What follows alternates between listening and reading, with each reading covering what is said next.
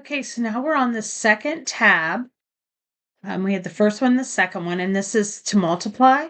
You have 1 through 10 right here. And then I'm going to ask you to look at the board to find out what number you are going to use to multiply. I'm going to change it around. Right now, I'm going to use 8. And so I'm going to do like 1 times 8 equals, I'll put the totals here. But instead of having to type 8 over and over, I'm going to click in this cell, hold the shift down, and click in this cell. And I'm going to hit Control D, which means fill down, and it filled it down.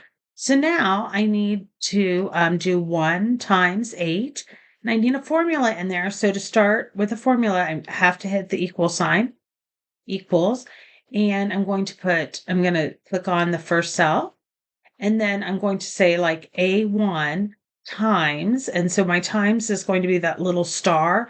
It's above the 8. So you're going to hold your shift key down and then the 8, and then you're going to click on the cell that you want it multiplied by.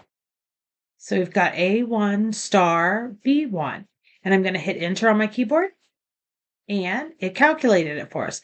Now that we have that formula in there, though, we can use the same trick where we click on the top one, then we go down and click on the very bottom one. So it highlights or selects that whole column. And I'm going to hit Control D.